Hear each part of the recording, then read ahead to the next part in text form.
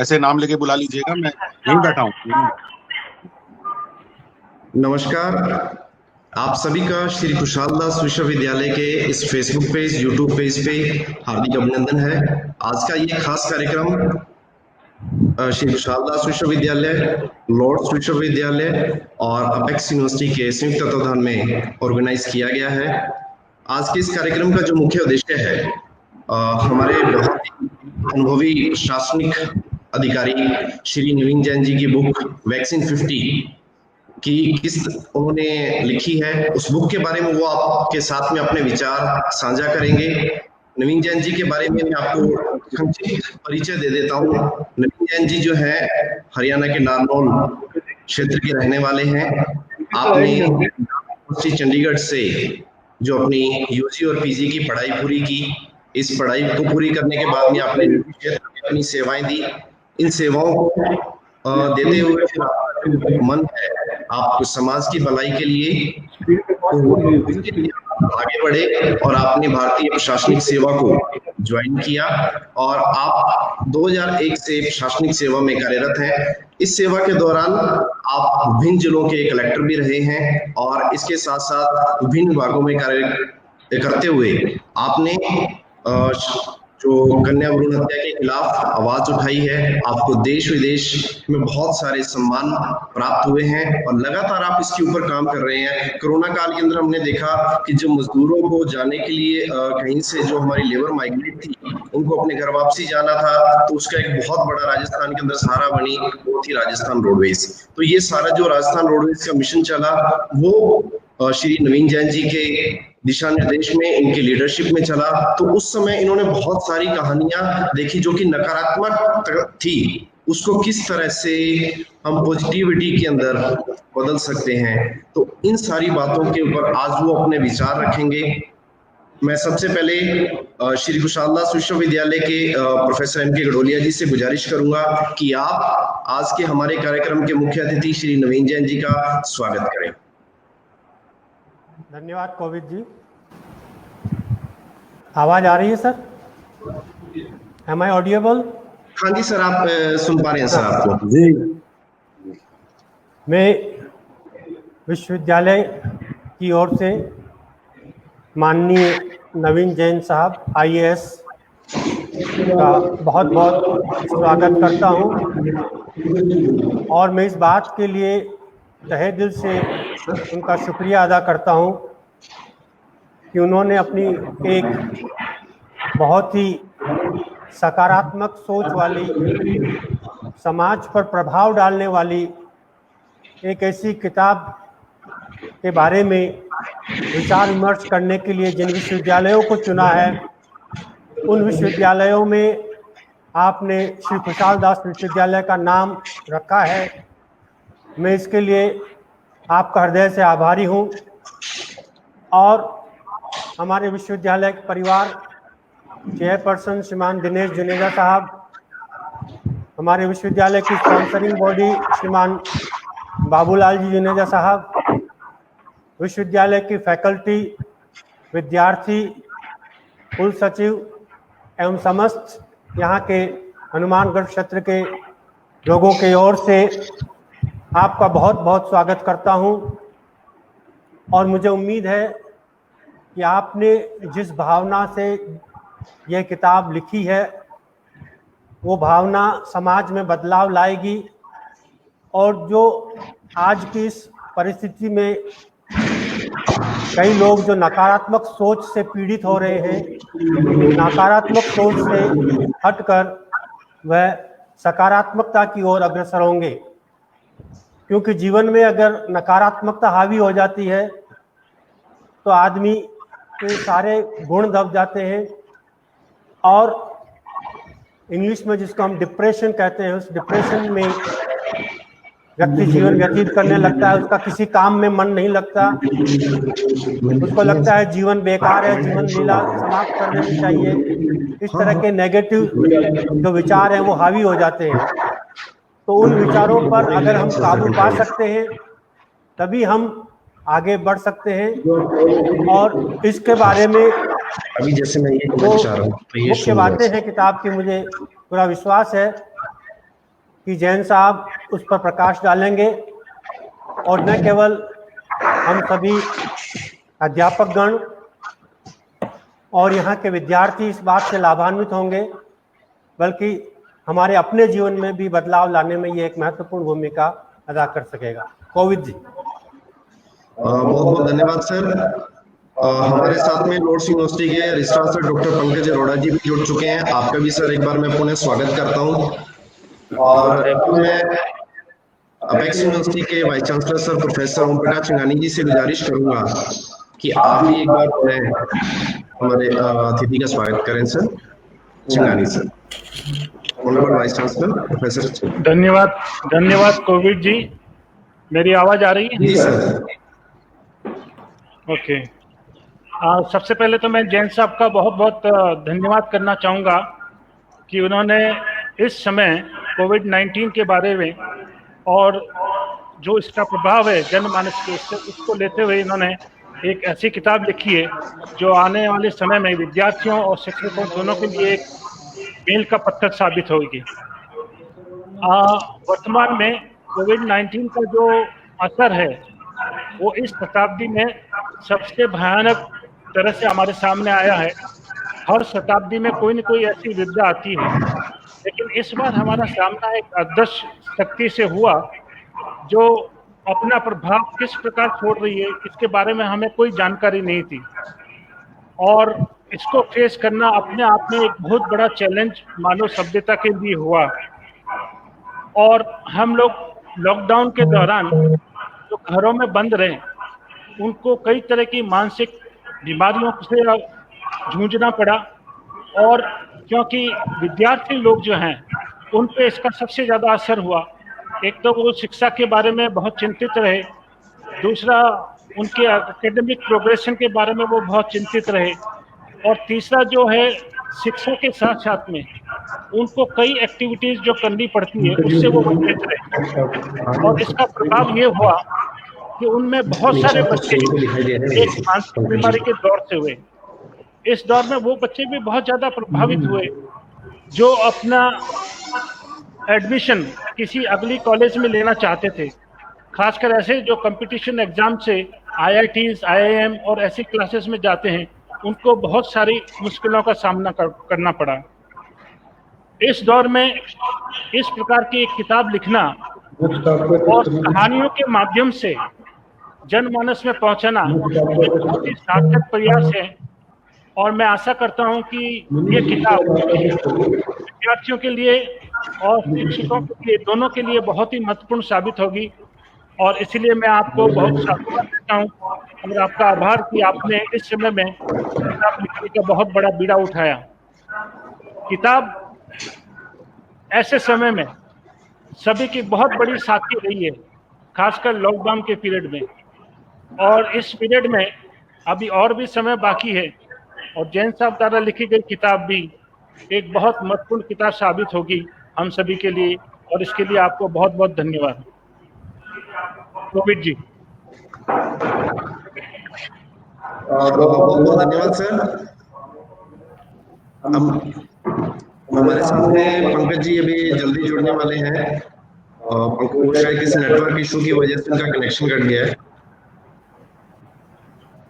तो मैं अभी नवीन से गुजारिश करूंगा कि आप सर अपनी बात प्लीज रखें सर। हमारे साथ में जो है आपकी जानकारी के लिए मैं बताऊं सर कि हमारे साथ में भी फैकल्टी मेंबर्स जो हैं श्री कृपालदास यूनिवर्सिटी से, लॉर्ड्स यूनिवर्सिटी से और अपेक्स यूनिवर्सिटी से जुड़ चुके हैं, और इसके साथ साथ हमारे जो PhD स्कॉलर्स हैं तीनों यूनिवर्सिटी के वो भी जुड़ रहे हैं। उनके साथ में जैसे जैसे इन्फॉर्मेशन उनके पास पहुंच रही है तो लगातार जुड़ रहे हैं, उनके कमेंट्स भी हमारे पास में लगातार आ रहे हैं। कोशिश करूंगा कि कमेंट्स आप तक पहुंचे। हमारे साथ जुड़ चुके हैं तो मैं पंकज जी से कि आप प्लीज अपने व्यूज रखें इस ग्रुप के ऊपर। नवीन सर का वेलकम करें यूनिवर्सिटी की तरफ से सर।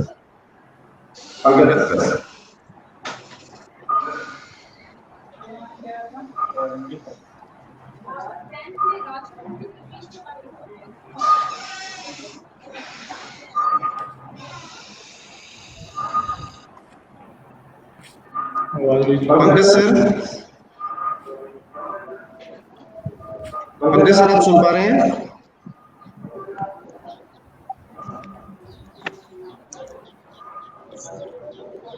पंकज सर आप सुन पा रहे हैं?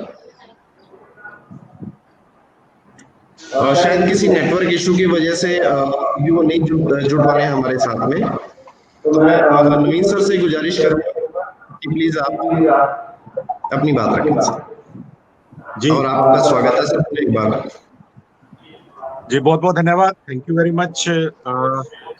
जो भी हमारे एसपीडी यूनिवर्सिटी और लॉर्ड्स यूनिवर्सिटी और टेक्स इंस्टीट्यूशन के जो फैकल्टी मेंबर हमारे साथ जुड़े हुए हैं, मैं चेयरमैन साहब का और आप सबका धन्यवाद करता हूँ कि आप सब लोगों ने मुझे मौका दिया आपके थ्रू आपकी फैकल्टी से रूबरू होने का।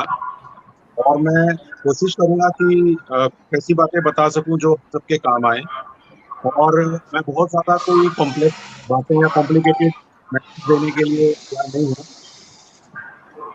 मुझे एक आवाज की गूंज सुनाई दे रही है, वो आप देख लीजिए एक बार कि कहीं पे कोई माइक ऑन है क्या। अगर वो माइक ऑफ हो जाए तो मैं मेरी बात ज्यादा अच्छे से रख पाऊंगा, क्योंकि मुझे वापिस आ रही है वो वापिस आ रही है तो मेरा डिस्टरबेंस हो रहा है क्योंकि वो गूंज आ रही है उसकी। If that mic can be, उसकी आवाज कम हो जाए या वो बंद हो जाए, क्योंकि अगले कुछ समय के लिए अगर मुझे ही बोलना है तो जरूरत नहीं है किसी को माइक ऑन करने की, रिक्वेस्ट है सभी मेंबर्स को। एक बार सभी थोड़ा मेंबर्स से मैं प्लीज पैनलिस्ट से रिक्वेस्ट करूंगा कि आप अपने प्लीज माइक जो है म्यूट कर लें। सभी पैनलिस्ट से गुजारिश है। जी, आई थिंक अब आवाज बिल्कुल सही जा रही है। अब मुझे कोई वापस गूंज भी नहीं आ रही है, इसका मतलब अब इंटरेक्शन थोड़ा अच्छे से हो पाएगा। तो हम लोगों के पास जो समय है उसमें हम लोग कोशिश करेंगे कि कुछ ऐसी बातें कर लें जो सिंपल हैं और इस समय में जो चीज चल रही है उसमें किसी ना किसी रूप में काम में आ जाए। तो मैं बहुत ही ब्रीफ में अपनी बातें रखना चाहूंगा और मैं अपनी शुरुआत यहां से करूंगा कि हम लोगों ने एक कंसेप्ट बनाया हुआ है, सैटरडे फॉर सोसाइटी। हम लोग जब जब मैं मेडिकल एंड हेल्थ डिपार्टमेंट में था तो मेडिकल एंड हेल्थ डिपार्टमेंट में हम लोगों ने बेटियों को बचाने के लिए एक मिशन शुरू किया था, डॉटर्स आर प्रीशियस। और मैं हनुमानगढ़ में कलेक्टर भी रहा हूँ और हनुमानगढ़ में मैं एक बार लेक्चर देने भी आया था और मैं वहाँ के कई कॉलेजेस में गया हूँ। और वहां पर हम लोगों ने डॉटर आर प्रीशियस यानी कि कन्या भ्रूण हत्या के खिलाफ एक जागृति पैदा की थी, न केवल हनुमानगढ़ में बल्कि हमने पूरे राजस्थान में क्रिएट की थी। और 2018 में राजस्थान का जो सेक्स रेशियो एट बर्थ है वो काफी अच्छा चला गया था, जो अभी भी जारी है। दूसरी बात, पिछले साल जब मेरा ट्रांसफर दूसरे डिपार्टमेंट में हुआ तो वहां पर मैंने इसी सैटरडे फॉर सोसाइटी को ध्यान में रखते हुए एक कंसेप्ट शुरू किया था, स्पर्श। छोटे बच्चे जो होते हैं 5 साल के 6 साल के, जो स्कूल में जाना शुरू करते हैं, और भी छोटे बच्चे हो सकते हैं, जनरली उनके साथ सेक्सुअल अब्यूज हो जाता है क्योंकि उनको कई बेसिक बातें हम हमारे संस्कारों के नाम पे नहीं बताते हैं। तो हमने एक 45 मिनट का सेशन शुरू किया कि किसी भी तरह से छोटे बच्चों तक हम जाएं। तो हमने स्पर्श नाम से अभियान शुरू किया और हमारे वॉलेंटियर्स की मदद से हम लोगों ने 6 लाख बच्चों तक अपना मैसेज पहुंचाया। फरवरी में हम लोगों ने अपने प्रोग्राम को ऑफ कर दिया था एग्जाम्स के लिए और 15 फरवरी को हमने कहा कि अब अप्रैल से शुरू करेंगे क्योंकि फरवरी मार्च में बच्चों के एग्जाम होते हैं। अनफॉर्चुनेटली मार्च में कोरोना वायरस के आने के बाद स्कूल जो एक बार बंद हुए तो अभी तक खुले ही नहीं है। तो अभी हम लोगों ने स्पर्श का 2.0 यानी कि ऑनलाइन एडिशन शुरू किया है। ये बात मैं आपको इसलिए बता रहा हूं कि सामाजिक सरोकारों से हर शनिवार को जुड़ने की मेरी एक रूटीन में आदत रही है। अभी जब मार्च में 22 मार्च को मैं कहूं कि कोरोना के बारे में पूरे इंडिया में, राजस्थान में ये हो गया कि अब चीजें जारी नहीं रह सकती हैं और लॉकडाउन वर्ड हमारी दुनिया में आ गया, हमारे जीवन में आ गया लॉकडाउन। और ये वर्ड आज हमारे जीवन का पार्ट बन गया कि हाँ भाई, हमें अपने घरों के अंदर रहना होगा, हमारी एक्टिविटीज को रिस्ट्रिक्ट करना पड़ेगा। और मेरी रोडवेज की बसें भी डेफिनेटली, हमारे भी पहिए रुक गए और हमारी बसें भी बंद हो गई। लेकिन मुझे सरकार के निर्देश पर वॉर रूम में रहने का मौका मिला। जो स्टेट का जो वॉर रूम बनाया गया उसमें मुझे बहुत सारी सूचनाएं देखने का, करीब से उसको समझने का मौका मिला। उसके बाद बहुत जल्दी सरकार को लगा कि बहुत सारे मजदूर और बहुत सारे लोग राजस्थान ही नहीं बल्कि राजस्थान के बाहर के राज्यों में भी फंस गए हैं और उनको राजस्थान में लाना है। और राजस्थान में बाहर के राज्यों के बहुत सारे लोग फंस गए हैं, उनको वहां छोड़ना है। तो मुझे ये कहते हुए खुशी है कि राजस्थान सरकार ने राजस्थान रोडवेज पे भरोसा किया। और आप विश्वास मानिए, जिस समय अप्रैल में कोई नहीं जानता था कि कोविड किस प्रकार का असर इंडिया में डालेगा, मार्च में इसकी एंट्री हो गई थी हमारे प्रदेश में, लेकिन हम में से ज्यादातर लोगों को ये आइडिया नहीं था कि कोरोना का जो वायरस है वो किस प्रकार के इफेक्ट हमारे लोगों पे डालेगा, क्या हमारे डॉक्टर, क्या हमारे अस्पताल इसका इलाज कर पाएंगे, और लॉकडाउन के बाद क्या हम हर आदमी को उसके जीने लायक चीजें उपलब्ध करा पाएंगे। ये चीजें आसान नहीं थी, किसी भी सरकार के लिए ये बड़ा ही एक डिफिकल्ट काम था। बट मुझे ये कहते हुए खुशी है कि हमारी सरकारों ने जो लॉकडाउन किए और जिस प्रकार से उसको लागू किया और लोगों ने उसमें जो सहयोग किया, उसकी वजह से भारत उस बुरी स्थिति में नहीं पहुंचा जिसमें ईरान, इटली को जाना पड़ा। आज संख्या ज्यादा है, आज थोड़ा पैनिक है, आज थोड़े लोग ज्यादा स्केर्ड है कि साहब मार्च अप्रैल में जो नहीं हुआ वो सितंबर में हो रहा है, अक्टूबर में ऐसा हो जाएगा, नवंबर में वैसा हो जाएगा, पता नहीं क्या होगा, बेड नहीं मिलेंगे, वेंटिलेटर नहीं मिलेंगे। मैं मानता हूं कि कुछ हद तक ये बातें सही हो सकती हैं, लेकिन बहुत सारी चीजें हमारी साइकोलॉजी क्रिएट करती हैं। और जब एक इंडिविजुअल की साइकोलॉजी, एक इन्फ्लुएंसर, हम, आप वीसी हैं, आप चेयरमैन हैं, मैं एक आईएएस ऑफिसर हूं, एक एचओडी हूं, जब हमारे जैसे लोग तथ्यों को छोड़कर अपनी राय प्रकट करने लगते हैं, मेरे चैप्टर, मैं बुक के बारे में भी आपको बताऊंगा, तो मेरी बुक में एक चैप्टर ये भी है कि बड़े लोग या इन्फ्लुएंस रखने वाले प्रभावशाली लोग कई बार ये गलती कर देते हैं कि वो अपनी ओपिनियन, अपनी राय को अपने मानने वाले लोगों के ऊपर एक तथ्य की तरह थोप देते हैं, एक फैक्ट की तरह थोप देते हैं। और आप जानते हैं कि फैक्ट्स फैक्ट्स है, ओपिनियन ओपिनियन है। फैक्ट सत्य है, बदल नहीं सकता। ओपिनियन बदल सकती है, ओपिनियन बायस्ड भी होती है। अगर मैं एक पर्टिकुलर फिलॉसफी में विश्वास करता हूं पर्सनली, मैं मेरी राय में उसको घुसाए बिना नहीं मानूंगा। और ऐसे में हम लोग एक टेरर का एनवायरनमेंट क्रिएट कर देते हैं, बल्कि मैं कहूंगा कि लोगों के अंदर बिना बात का डर पैदा कर देते हैं, जबकि हम लोगों की जिम्मेदारी होती है कि हम सही बातें करें। तो मैं इस बात के साथ शुरू करना चाहूंगा कि 3 महीने के लॉकडाउन ने हम लोगों को एक बहुत जरूरी शिक्षा दी है, उसकी पॉजिटिविटी को देखिए। 3 महीने अपने घरों में रहने के बाद जब धीरे धीरे कुछ लोग बीमार हुए, तो हमें यह पता चल गया कि यदि कुछ दवाइयों का कॉकटेल बना के लोगों को इलाज किया जाए, इस तरह से टेस्ट लेके लोगों को इस तरह से अगर प्रोटेक्ट कर दिया जाए, इस तरह का टेस्ट सही रहेगा, इस तरह का टेस्ट सही नहीं रहेगा, इस तरह के लोगों को घर में ही आइसोलेट करना ठीक रहेगा, और इस तरह के लोगों को अस्पताल में लाके इलाज करना ठीक रहेगा। जब इस तरह के मैसेज क्लियर हो जाते हैं, तब सरकार के लिए उस चीज को हैंडल करना आसान हो जाता है। इसीलिए जून में थोड़ा थोड़ा लॉकडाउन को खोल दिया गया, अनलॉक करना शुरू किया गया। तो अनलॉक जब हमने लोगों ने किया, तो हमारे पास कुछ ज्ञान आ चुका था। ये ज्ञान किताबी ज्ञान नहीं था, ये 3 महीने के अनुभव से हमें आया था। तो अनुभव से आया हुआ ज्ञान बड़ा कीमती था, और उसके बेस पे सरकार ने इलाज करना शुरू किया। और आज भी पैनिक फैलाने के पीछे हमारी बहुत सारी जो साइकोलॉजिकल स्टेट है, जो हमारी मेंटल स्टेटस है या हमारी मेंटल वीकनेस है, वो रोल प्ले करती है।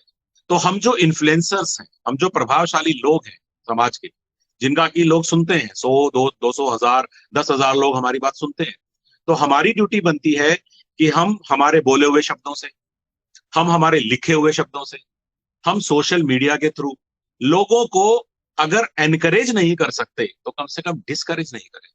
मैंने देखा है कि कोई भी पैनिक समाचार, एक होड़ लग जाती है लोगों में कि पैनिक वाला समाचार मैं कितनी जल्दी अपने दोस्तों तक फैला, अपने ग्रुप्स में डाल के मैं ये साबित कर दूं कि मैं फास्टेस्ट हूं। हर आदमी अपने आप को एक न्यूज चैनल में कन्वर्ट कर चुका है, फास्टेस्ट न्यूज चैनल में कन्वर्ट कर चुका है। न्यूज चैनल एक अलग चीज है, आपकी जिंदगी एक अलग चीज है। इंफॉर्मेशन लेना एक बात है, उस इंफॉर्मेशन को लगातार प्रोसेस करते रहना बिना बात के, वो आपका डिसीजन है।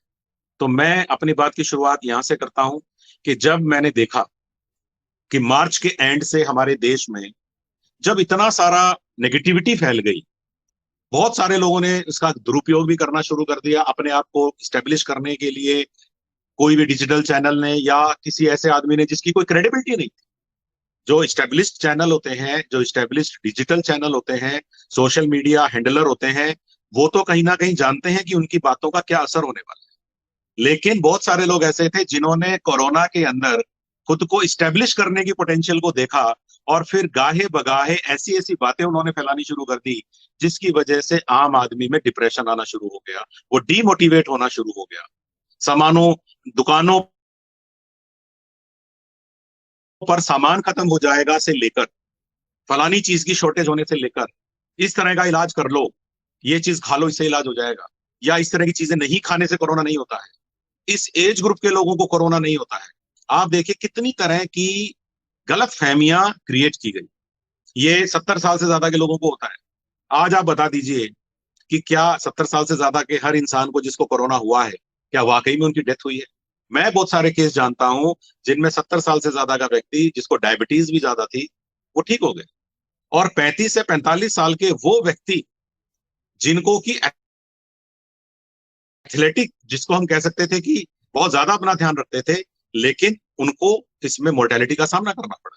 तो यहां पर मैं कोई नेगेटिव बात नहीं कर रहा हूं, मैं यहां पर बिल्कुल ये बात कहने की कोशिश कर रहा हूं कि जो मैं हमेशा बोला करता हूं, हम सब लोग एक ही तरह के तूफान में फंसे हुए हैं। We all are in same storm, but इसको पार करने की नाव हम सबकी अपनी अपनी है। हमारे पास अपनी अपनी नौकाएं हैं इस तूफान से निकलने के लिए। और मैं ये भी कहा करता हूं कि जिसकी नौका, जिसकी नाव, जिसका शिप, कईयों के पास तो शिप है, बड़े लोगों के पास तो, जिनके पास बड़ी बड़ी नाव है, बड़े बड़े शिप है, जरूरी नहीं कि वो इस तूफान से निकल जाए। और जिनकी छोटी नाव है और उनकी नाव तो डूबी जाएगी, ऐसा भी नहीं है। यहां पर नाव के साइज पे चीजें डिपेंड नहीं करेंगी, इस चीज पे डिपेंड करेंगी कि आप उस तूफान से अपनी नाव को बाहर कैसे निकालते हैं। It's not important what type of boat you have. Rather, what type of boating you will do. It will decide your future. It will decide whether you are going to come out. आप इससे सही सलामत बाहर आ पाएंगे कि नहीं आ पाएंगे। मैं एक बात और कहूंगा जो फैक्ट है, दो चीजें समझनी पड़ेंगी। एक तो कोरोना और एक लॉकडाउन। कोरोना का इन्फेक्शन एक मेडिकल बीमारी है, एक चिकित्सीय समस्या है कि किसी व्यक्ति को एक वायरस ने अटैक किया, उसके इम्यून सिस्टम पे अटैक कर दिया। ये बीमारी रिस्पिरेटरी सिस्टम को अफेक्ट करती है, निमोनिया जैसे पैचेज आ जाते हैं, ये आपके फेफड़ों पे अटैक करती है। तो ये एक मेडिकल की समस्या है। लेकिन कोरोना ने जिस तरह का मेडिकल का जो एक डिजास्टर क्रिएट किया, उसके बाद सरकार को लगा कि इसको समझने के लिए लॉकडाउन करना पड़ेगा। तो लॉकडाउन एक मेडिकल समस्या नहीं है, लॉकडाउन एग्जाम्पल है इस चीज का कि अगर कोई मेडिकल समस्या बहुत ज्यादा बड़े आकार की हो जाए तो प्रशासन को आड़े आना पड़ता है, सामने आना पड़ता है, और एक प्रशासनिक तरीके से मेडिकल समस्या को सॉल्व करने के लिए लॉकडाउन का निर्णय करना पड़ता है। तो लॉकडाउन एक प्रशासनिक समस्या है कि लोगों को घर में रखते हुए उनको सारा सामान कैसे दिखाना है, उनको कैसे कन्विंस करना है कि भाई साहब आप घर में रहिए, आपको बिजली, पानी, इंटरनेट सब घर बैठे दे दूंगा, आपको बाजार में सामान मिल जाया करेगा, आपको दूध मिल जाएगा, आपको मैं आपके बच्चों के लिए समस्या नहीं आने दूंगा, आपको दवाइयां मिल जाएगी, और भगवान नहीं करे जरूरत पड़ी इलाज भी दे देंगे। तो कोरोना इन्फेक्शन से तो उसी आदमी को बचाना है जिसको इन्फेक्शन होगा, वो तो हमारी आबादी का 10 से 20% पार्ट है। लेकिन लॉकडाउन का असर तो 125 करोड़ भारतीयों पे हुआ है ना, किसी पे ज्यादा हुआ है, किसी पे कम हुआ है। अगर हमारे फैमिली में किसी भी आदमी को कोरोना इन्फेक्शन नहीं हुआ है, लेकिन कोरोना इन्फेक्शन की वजह से एडमिनिस्ट्रेशन ने जो लॉकडाउन का यूज किया है, उसका इफेक्ट हम सब पर हुआ है। तो हम लोगों ने अपनी लाइफ में बहुत सारा चेंज किया है कि नहीं किया है। और आप चूंकि आप सारे के सारे तो एजुकेशनल इंस्टीट्यूशंस हैं, तो आपसे ज्यादा कोई नहीं जानता कि पिछले 6 महीने में आपने किस तरह के चेंजेस देखे हैं, या आप किस तरह के चेंजेस आने वाले 1 साल में देखेंगे। आप लोगों के इस सेमेस्टर का क्या रहा, जनवरी जून 2020, ये किसी से छुपा हुआ नहीं है कि जनवरी से जून 2020 के आपके एकेडमिक सेशन, आपके सेमेस्टर का क्या रहा। आप जुलाई 2020 वाला सेशन शुरू कर पाए क्या? हमने एडमिशन्स ले लिए, पिछले बच्चों को आगे बढ़ा दिया, ऑनलाइन एग्जाम ले लिया, हमने आगे की पढ़ाई शुरू कर दी है। लेकिन बहुत सारे लोग जो सेमेस्टर सिस्टम से नहीं चलते थे और जिनके एग्जाम नहीं हुए, वो आज भी उलझन में है। हमारे युवाओं में भी बहुत बड़ी उलझन है, उनको समझ में नहीं आ रहा है। तो ये सारे वातावरण में जब गलत चीजें या नेगेटिव चीजें फैलाई जाती है तो उनका असर बड़ा फास्ट होता है, और हर आदमी ये सोचना शुरू कर देता है कि इसका शिकार केवल मैं हूं। हमारे घर में भी 2 बच्चे हैं, यूथ हैं, और उनको भी कई बार ये डिप्रेशन होने लगता है कि हमारी लाइफ में क्या होगा।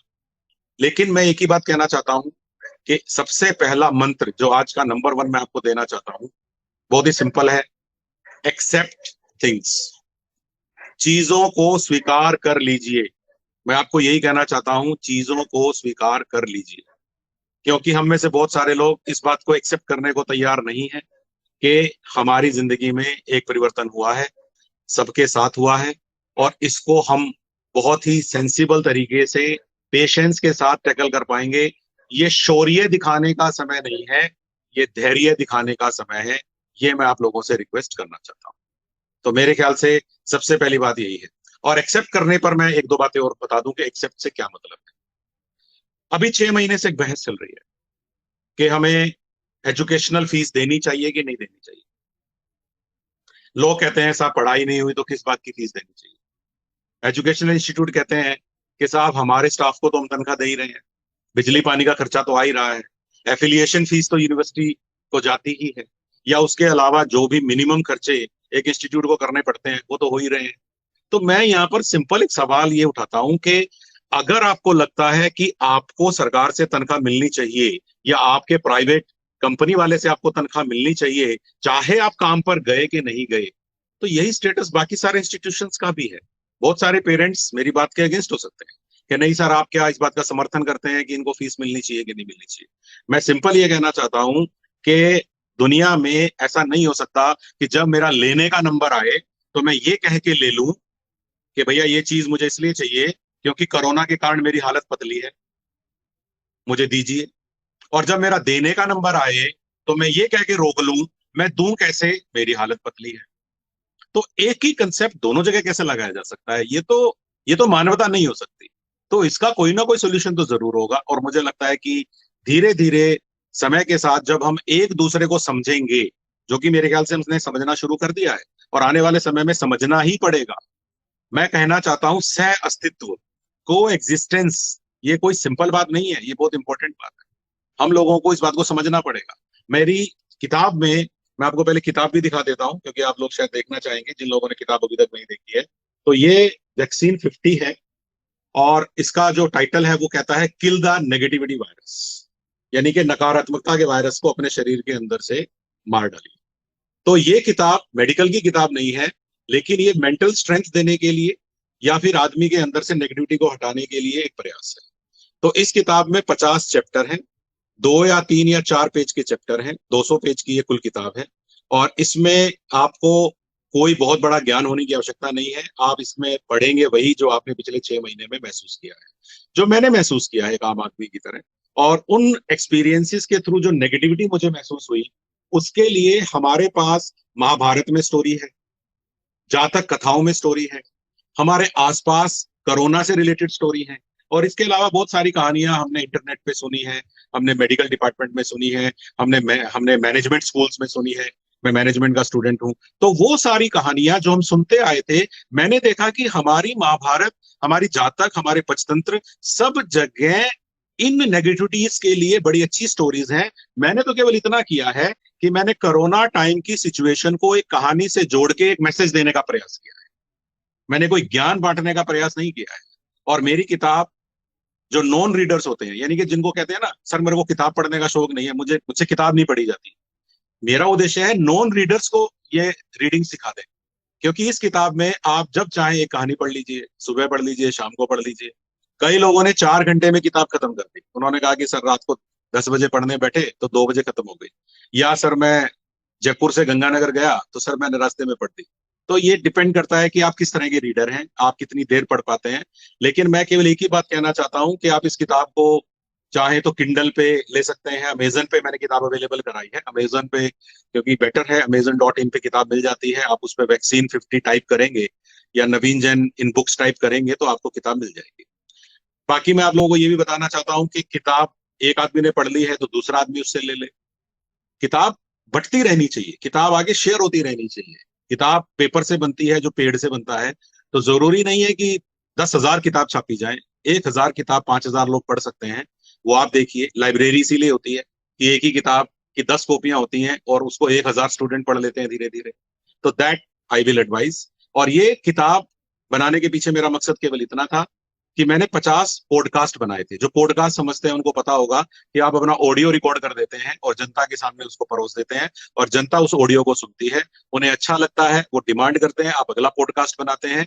मैंने अप्रैल से लेके जून 2020 के बीच में 50 पॉडकास्ट बनाए। उन 50 पॉडकास्ट पर ही ये 50 कहानियां बेस्ड हैं। इसीलिए किताब का नाम है वैक्सीन 50, क्योंकि नेगेटिविटी वायरस को मारने वाली वैक्सीन भी होनी चाहिए। पॉजिटिव वायरस को मारने वाली वैक्सीन तो बन रही है, भगवान करे दिवाली तक वो वैक्सीन हम सबके बीच में हो, नहीं तो कम से कम इस साल के एंड में हो, ताकि 2021 को हम लोग सुधार लें। तो मैं इस बात को यहाँ पे कहने के बाद ये बात कर रहा था, एक्सेप्ट थिंग्स। अपने आसपास के लोगों को जब तक आप संपन्न नहीं करेंगे, आप संपन्न नहीं हो सकते। आपको पता होगा, आप अपना मकान कितना बड़ा बना लीजिए, यदि आपके आसपास की स्लम में लोग भुखमरी से मर रहे हैं, उनको खाने को नहीं मिल रहा है, तो आपके मकान के टेरेस पर आप शांति से नहीं घूम सकते। तो मैं अपने एक चैप्टर की बात कर रहा था, चैप्टर 39। उस चैप्टर 39 में मैंने एक बहुत ही इजी सी स्टोरी दी, बड़ी इजी सी स्टोरी दी, कि एक कॉर्न उगाने वाला किसान अमेरिका में हुआ, और वो किसान 15 साल से एक इनाम जीत रहा था कि भैया वो दुनिया का बेस्ट मक्का उगा रहा था अमेरिका के अंदर, और साइंटिस्ट उसको इनाम देते थे। एक पत्रकार ने उससे पूछा कि किसान जी, ये जो आप हर साल इतना अच्छा मक्का कॉर्न उगाते हैं, इसका राज क्या है? किसान ने जो आंसर उसको दिया वो सुनने वाला है। उस किसान ने, जो कि हर साल अच्छा मक्का उगाने का इनाम लगातार जीतता आ रहा था, उसने कहा कि मैं ये इनाम इसलिए हर साल जीतता हूं क्योंकि मैं अपने अच्छे बीज, अपने कॉर्न सीड्स, मैं अपने पड़ोसियों के साथ भी शेयर करता हूं, उनको भी मेरे बीज देता हूं। अब पत्रकार और भी ज्यादा हैरान हो गया। उसने कहा कि दिस इज नॉट पॉसिबल।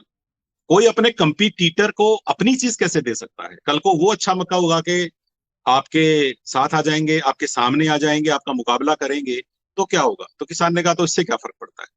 आप उसका जवाब सुनिए।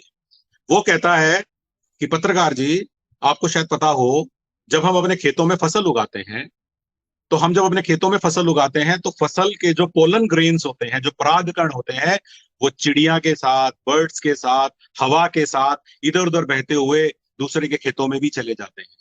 अगर मेरे पड़ोसी की फसल के बीज कमजोर हुए, उसके भी पोलन ग्रेन्स कमजोर हुए, तो वो बह के मेरी फसल में आएंगे और फसलें आपस में इंटरेक्ट करती हैं। अगर वो पोलन ग्रेन्स कमजोर हुए, तो आने वाले साल अगर मुझे मेरी फसल की क्वालिटी मेंटेन करनी है, तो मुझे उनकी क्वालिटी भी मेंटेन करनी है। आप सोचिए कि एक किसान ने कितना बड़ा मैसेज दे दिया। वो कोई फिलोसफर नहीं रहा होगा, वो कोई बहुत बड़ा स्कॉलर नहीं रहा होगा, उसने हो सकता है कि बहुत ज्यादा पढ़ाई नहीं की हो, लेकिन हम सब लोगों की आंखें खोलने के लिए उसकी 2 लाइनें काफी हैं कि दुनिया में जब तक हमारे आसपास के लोग संपन्न नहीं होंगे, हम अकेले संपन्न या रिच रिच महसूस नहीं कर सकते। तो मेरी रिक्वेस्ट है, चीजों को एक्सेप्ट करिए, केवल अपने लिए दुनिया को अच्छा मत बनाइए। दुनिया को हमें अपने आसपास के लोगों के लिए, अपने नियर डियर के लिए नहीं, अपने पड़ोसियों के लिए, अपने अननोन इंडियंस के लिए भी, जिनको हम नहीं जानते पर्सनली, उनके लिए भी सोच के हमें इसको बनाना पड़ेगा। तभी हम लोग कोरोना के बाद के बुरे प्रभावों से वापसी कर पाएंगे। तो पहला मेरा मैसेज था, accept things as they are. अगर आप पेमेंट चाहते हैं, पेमेंट करिए। दूसरी, रेलेवेंट इंफॉर्मेशन बहुत जरूरी है। मेरा एक चैप्टर है, चैप्टर नंबर 8। इस किताब का जो चैप्टर नंबर 8 है, उसमें बड़ी अच्छे से मैंने एक बात कही है। उसका मैं टाइटल अगर आपके सामने पढ़ूंगा तो आपको आधी बात समझ में आ जाएगी। वो चैप्टर कहता है, प्रासंगिक जानकारी के मायने होते हैं, थोथे ज्ञान के नहीं। हिंदी है ये, तो इंग्लिश में मैं इसको पढ़ूं। Relevant information matters, not just कि आपने ज्ञान बांट दिया। रेलेवेंट इंफॉर्मेशन, आपके पास हो सकता है बहुत अच्छी इंफॉर्मेशन हो सकता है आपके पास दुनिया की सबसे बढ़िया इंफॉर्मेशन, लेकिन इंफॉर्मेशन केवल अच्छी या बढ़िया होना काफी नहीं है। इंफॉर्मेशन अगले आदमी के लिए यूजफुल होनी चाहिए।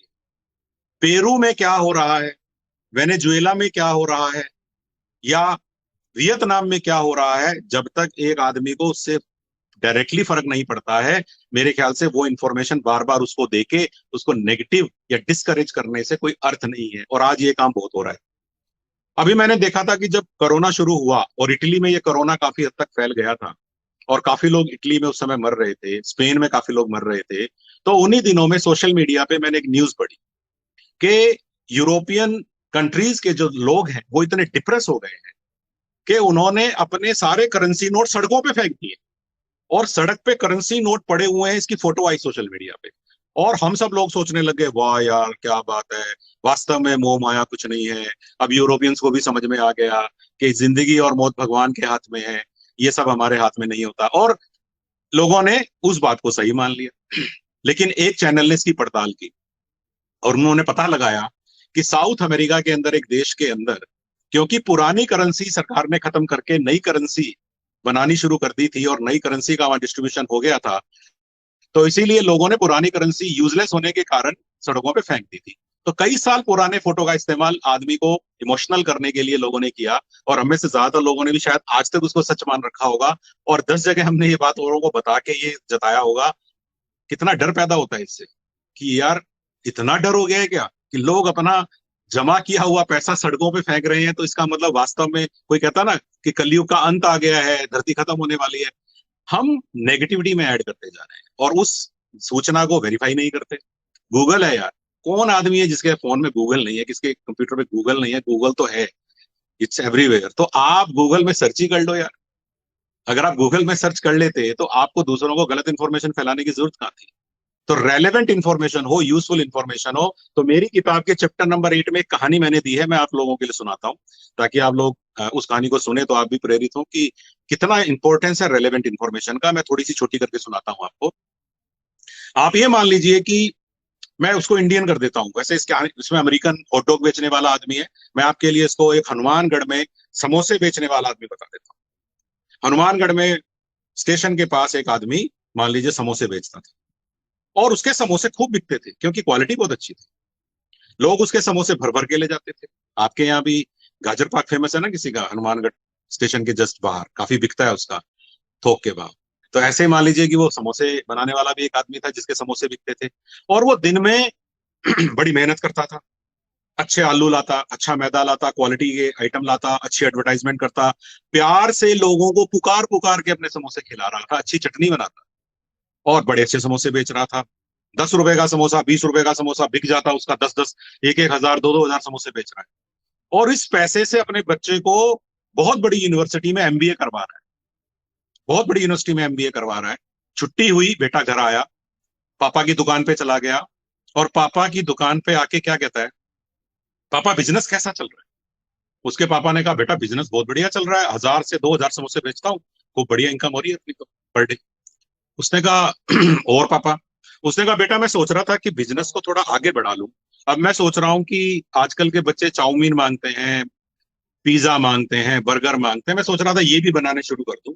मेरी बात हो गई है, इसकी सप्लाई मैं ले लूंगा किसी से, और नई दुकान मैंने देख ली है पास में, और मैं एडवर्टाइजमेंट वगैरह कर लूंगा और मैं मेरा बिजनेस बढ़ाऊंगा। बेटा अच्छा चल रहा है। उसका बेटा अचानक से सैड सा दिखाई दिया और अपने पापा से कहता है कि पापा टीवी नहीं देखते क्या, अखबार नहीं पढ़ते क्या? तो उसके पापा ने कहा नहीं बेटा, तुझे पता है कि मेरी आंखें कमजोर है, तो टीवी में देखता नहीं, अखबार में ज्यादा पढ़ नहीं पाता, और काम में लगा रहता हूं तो नहीं पढ़ पाया, क्या हुआ? उसने कहा पापा मैं एमबीए कर रहा हूँ, मेरे यहाँ अभी इकोनॉमिक्स के एक लेक्चरर आए थे बड़े पहुंचे हुए, और उन्होंने कहा पूरी दुनिया में रिसेशन आ रहा है, स्टॉक एक्सचेंज में स्टॉक गिर रहे हैं, बेरोजगारी बढ़ने वाली है, और ऐसा हो जाएगा, वैसा हो जाएगा, इराक में ऑयल की कमी हो जाएगी, वहां हमला होने वाला है, और साहब बहुत डिप्रेशन आने वाला है। तो उसका बाप ज्यादा तो समझ नहीं पाया। उसने कहा मतलब कि पापा गिरावट आएगी बिजनेस में, रिसेशन आएगा दुनिया में, इंडिया में भी आएगा? अच्छा, तो क्या करना चाहिए? तो भाई पापा आप देखो ये तो। अब उस आदमी ने कहा कि यार अच्छा, ये मेरा बेटा एमबीए कर रहा है, मैं तो अनपढ़ था, तो यार ये अगर इतना कह रहा है तो मैं ऐसा करता हूँ कि फिर मैं भी बिजनेस को होल्ड कर लेता हूँ, मैं नया सामान नहीं बनाऊंगा बेटा। उसने अपने सप्लायर्स को कहा भैया नया सामान मत भेजना, मैं नई आइटम नहीं बना रहा। एडवर्टाइजमेंट भी और दुकान की भी उसने वापस ले ली अपनी जो एडवांस दी थी, और धीरे धीरे समोसे बेचने में भी इंटरेस्ट कम हो गया क्योंकि रिसेशन आएगा। पहले 1000 समोसे बिकते थे, अब 100 समोसे बिक रहे हैं, 50 बिक रहे हैं, दुकान बंद होने की कगार पे आ गई। तो अपने बेटे को फोन करके बोलता है कि बेटा मुझे बड़ा गर्व है कि तू बड़े अच्छी जगह से एमबीए कर रहा है, क्योंकि तूने सही कहा था कि रिसेशन आने वाला है, रिसेशन आ गया है। अब यहाँ पर रिसेशन क्या वास्तव में आया था?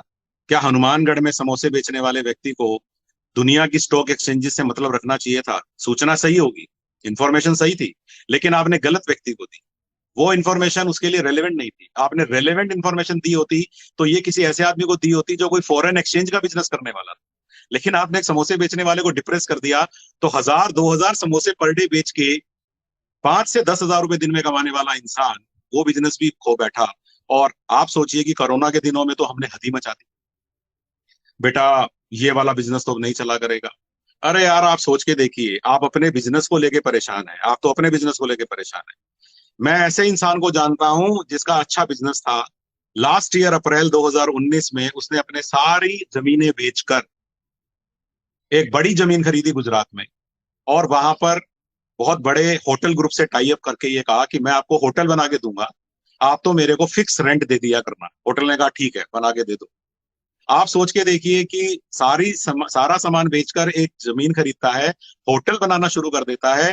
होटल अभी आधा भी नहीं बना है, मार्च में कोरोना आ जाता है। अब आप बता दीजिए मुझे, वापस होटल इंडस्ट्री को खड़े होने में कितने दिन लगेंगे? पुराने होटल ही चलने में इतने दिन लगेंगे, तो नए होटल्स को स्टार्ट होने में और कामयाब होने में तो और कितना समय लगेगा? उस आदमी की पीड़ा सोच के देखिए। जो लड़का इस साल होटल मैनेजमेंट पूरी करने के बाद किसी होटल में काम देखने वाला था, बिजनेस ज्वाइन करने वाला था, उस बेचारे ने देखा कि यार अभी तो जो लोग पहले से जॉब में हैं उनके ही जॉब जा रहे हैं, तो मेरी जॉब तो कैसे? तो मैं यहाँ पर आपको यही कहना चाहता हूं कि एक बात बताइए, क्या दुनिया में सब सामान नहीं बनता? क्या दुनिया में हर तरह की सर्विस अवेलेबल नहीं है? बिल्कुल है। दुनिया में हर प्रोडक्ट बनता है, दुनिया में हर तरह की सर्विस मिलती है। उसके बावजूद हर साल नए प्रोड्यूसर्स आते हैं, नई कंपनियां आती हैं, वही प्रोडक्ट नई पैकेजिंग में आता है, टीवी नए नए आते हैं, कारें नई नई आती हैं, लैपटॉप नए नए आते हैं, क्योंकि मार्केट में हमेशा डिमांड बदलती रहेंगी। और हमें भी मार्केट के ट्रेंड को ध्यान में रखना होगा, अपने बिजनेस को उस ट्रेंड के हिसाब से सेट करना होगा, और जरूर आपके लिए भी अपॉर्चुनिटीज उसमें निकलेंगी। लेकिन अगर हम डिप्रेस होकर बैठ जाएंगे कि मेरी लाइफ का तो कुछ नहीं होने वाला, मेरा तो कुछ भी नहीं हो सकता, मैं तो कुछ भी नहीं कर पाऊंगा, मेरा क्या होना है, तो आप विश्वास मानिए आपका हाल भी उस समोसे वाला जैसा होगा। क्योंकि आप ये देखिए कि अगर आप अपना एफर्ट पर्याप्त कर रहे हैं, आपका रेवेन्यू पर्याप्त है, आपका टर्नओवर ठीक ठाक है, उससे आपको अपने लायक काम मिल रहा है। आपको पता है आज मैं बस कैसे चला रहा हूँ, रोडवेज में बस कैसे चला रहा हूँ? मैं आपको उदाहरण देता हूँ बस चलाने का। जून में जब मैंने पहले दिन बस चलाई, केवल 7,000 लोगों ने सफर किया, 7,000 लोगों ने सफर किया। इनकम कितनी आई? 7 लाख। मेरी एक दिन की सैलरी 2.5 करोड़ है, 2.5 करोड़ की सैलरी पर डे है रोडवेज में। 7 लाख रुपए की इनकम के साथ मैं 2.5 करोड़ की सैलरी पर डे दे दूंगा? कब कब तक दूंगा मैं सैलरी? ये डिप्रेशन जब आया हमारे हाथ में, फिर हमने देखा कि धीरे धीरे बढ़ी, लेकिन हमने हिम्मत नहीं हारी, हम बढ़ाते गए बसें। मैंने मेरे लोगों को एक बात कहनी शुरू कर दी, अगर तुम्हारी बस डीजल पूरा करती है तो चलाओ। हमारी बसों की संख्या बढ़ाई। फिर मैंने कहा कि डीजल के साथ साथ अगर स्टेट रोड टैक्स और टोल टैक्स की वसूली कर लो तो बहुत अच्छा रहेगा। 21 रुपए ले आओ 1 किलोमीटर पे, 17 रुपए का डीजल, 4 रुपए का ये टैक्स। 21 रुपए से ज्यादा पे बस चलती है तो चला लो। मैंने फिर कहा कि यार अगर थोड़ी बहुत कुछ और रिकवरी हो जाए तो देख लो, 25 रुपए पे चला लो यार। आज मेरी बसें, आज 2.5 करोड़ रुपए पर डे में रेवेन्यू कमा पा रहा हूँ। वो ठीक है, सारा का सारा सैलरी में नहीं जा सकता क्योंकि 1.25 करोड़ रुपए का डीजल भी बसें पी जाती है। लेकिन मैं अगर ये सोच के बैठ जाता जून में कि 7 लाख रुपए की इनकम होगी और मुझे तो सरकार से ग्रांट ही लेनी है, राज्य सरकार हमारी पूरी मदद कर रही है, हमें लगातार ग्रांट्स दे रही है, लेकिन उसकी भी एक सीमा होती है। मैं क्या डीजल की भी ग्रांट लूंगा? ये तो मुझे एज एचओडी सोचना चाहिए कि मैं बस चलाने के लिए ड्राइवर की सैलरी की डिमांड तो कर सकता हूं सरकार से, लेकिन अगर आप कोई ऐसा बिजनेस कर रहे हो जिसमें डीजल भी पूरा नहीं हो, क्या आप वैसा ट्रांसपोर्ट का काम करेंगे? आप जब ट्रांसपोर्ट का काम करेंगे तो आप भी तो वही सोचेंगे। तो क्या मुझे एमडी होने के नाते एक ट्रांसपोर्टर की तरह नहीं सोचना चाहिए? तो मैंने उसी तरह से सोचा और इसीलिए मैंने ये कोशिश करी। और मैं आपको भी मेरे एग्जांपल यही देना चाहूंगा कि अगर हम लोग धीरे धीरे बिल्टअप करेंगे, देखिए पहले दिन से प्रॉफिट नहीं आ सकते, पहले थोड़े से लॉसेस होंगे, पहले केवल वेरिएबल कॉस्ट कवर होगी, फिर धीरे धीरे फिक्स कॉस्ट कवर होगी, फिर धीरे धीरे आप थोड़ा थोड़ा कमाना शुरू कर सकते हैं और फिर आप अपने पुराने कर्जे भी चुका पाएंगे। लेकिन अगर आपने ये सोच लिया कि मैं तो ताला लगाऊंगा, तो आप मुझसे ज्यादा जानते हैं, अगर आपने बिजनेस पे ताला लगाया तो जितनी भी आपकी लेनदारी है वो सारी की सारी खत्म हो जाएगी। देनदार आपको छोड़े नहीं शायद, इसीलिए आप बहुत बड़े जंजाल में फंस जाएंगे। फिर कमर्शियली फेल होने के बाद स्वास्थ्य पे दिक्कत आएगी, स्वास्थ्य पे दिक्कत आएगी, फैमिली परेशान हो जाएगी, फैमिली परेशान हो जाएगी, आप में डिप्रेशन आ जाएगा, आप सोचेंगे कि मैं लाइफ को खत्म कर लेता हूं। तो हाउ थिंग्स आर बिल्ट, मैंने आपके सामने पिक्चर रख दी है। लेकिन आप सोच के देखिए कि एक बार 6 महीने हमने अपनी जान को बचा लिया है। हमारे अधिकारी कहा करते हैं, कहा करते थे मार्च में, जान है तो जहान है। ये बहुत बार रिपीट करता हूं मैं, जान है तो जहान है, कि यार 2020 में जान ही बचा लो, जहान फिर बसा लेंगे। अब 6 महीने बाद हमारे अधिकारी कहते हैं जान भी जहान भी, यानी कि यार अपने आप को सेफ भी रखो, क्योंकि कोरोना पूरी तरह से गया नहीं है, तो जान भी बचाओ और अपने जहान को भी बचाओ, यानी कि फील्ड में जाओ, जितना सुरक्षित होकर काम कर सकते हो। आज मैं क्या कर रहा हूं, मेरे घर पे बैठा हूं, 10 से 11 आप लोगों से बात कर रहा हूं। यही लेक्चर मैं रिस्क लेके किसी क्लासरूम में भी दे सकता हूं, वो क्लास भी खतरे में, मेरे से उनको फैल सकता है, उनसे मुझे फैल सकता है, एक स्टूडेंट से दूसरे स्टूडेंट को फैल सकता है। ये बताइए लर्निंग में कहाँ कमी आ रही है? अगर आप पूरी तरह से अपने फोन या लैपटॉप के सामने मेरी बात सुन रहे हैं, तो लर्निंग में क्या कमी आई है? लर्निंग में तो कोई कमी नहीं हो सकती, क्योंकि लर्निंग सामने बैठने से अच्छी होती है, इसमें कोई डाउट नहीं है। लेकिन अगर मेरे पास किसी चीज का वीडियो है, तो मैं उसको बार बार देख के रिवाइज भी कर सकता हूं। इसीलिए सोच के देखिए कि अगर हम ऑनलाइन लर्निंग कर सकते हैं, ऑनलाइन गेम खेल सकते हैं, ऑनलाइन कोचिंग कर सकते हैं, तो हमें ये बात इतने साल क्यों लग गए समझने में? पहले अगर पेरेंट्स को कह दो ना कि आपके बच्चे की ऑनलाइन क्लास होगी, तो पेरेंट्स सोचते थे स्कूल वाले काम नहीं करते, और वो बच्चों को मोबाइल से दूर रखने की कोशिश करते थे। आज वही माँ बाप बच्चों के हाथ में मोबाइल देके सुबह सुबह ये कहते हैं, बेटा क्लास लगा लेना, 10 बजे क्लास है तेरी, 11 बजे क्लास है तेरी। और मोबाइल, आप, मैं इस बारे में बहुत सारे जोक आ चुके हैं कि मोबाइल जिसको हमने बाहर किया था, आज उसी की वजह से हम अंदर है। तो ये मोबाइल का कमाल रहा। अब मैं आप लोगों को रिक्वेस्ट यही करूंगा कि आप अगर थोड़ा सा भी ये देख रहे हैं कि मेरे जो ओरिजिनल क्वालिफिकेशंस हैं, जो मेरी एजुकेशनल और प्रोफेशनल क्वालिफिकेशन है, उससे मेरा कुछ भी भला नहीं हो पा रहा है, तो मैं आपको एक राय और दूंगा। आप ध्यान कीजिए आपके अंदर और क्या हॉबीज हैं, आपके अंदर और क्या स्किल्स हैं। आपको अपने स्किल की पहचान करनी आनी चाहिए। हमारे हमारा जो देश है, हमारा जो समाज है, अनफॉर्चुनेटली उसमें एक दिक्कत है। 3 इडियट्स फिल्म आई थी, 3 इडियट्स, और उसने एक मैसेज देने की कोशिश करी 10-12 साल पहले कि भैया बच्चों का भी मूड देख लो। अगर कोई बच्चा ये कह देता था ना, मैं सिंगर बनना चाहता हूँ, मैं गिटार बजाना सीखना चाहता हूँ, वो कहते थे सिंगिंग कर ले, गिटार बजाना सीख ले, लेकिन बेटा पढ़ के कुछ बन जा। यानी कि हमारे देश में केवल ये माना जाता था कि बीटेक होना चाहिए, एमबीए होना चाहिए, सीए होना चाहिए, और कुछ करके अगर आईएएस बन जाओ, आरएएस बन जाओ, या इनकम टैक्स में या कहीं इंस्पेक्टर लग जाओ, वो तो कोई काम है। लेकिन अगर आप अपनी हॉबी को आगे बढ़ाते हुए कुछ सोच रहे हो, तो इंडिया आपके लिए ठीक नहीं है।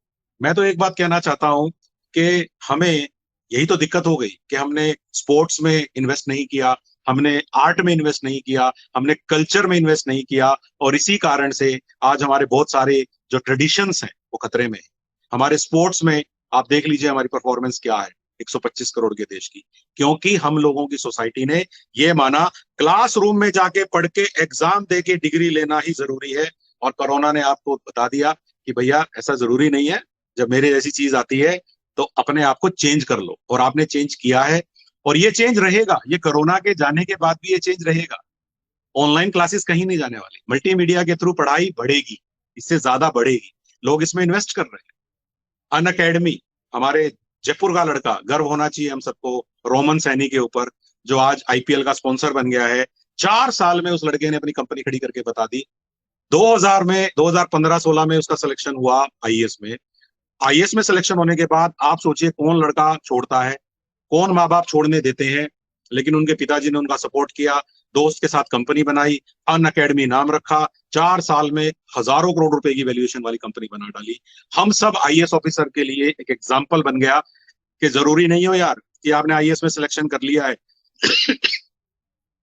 तो उम्र भर आईएएस रहना पड़ेगा।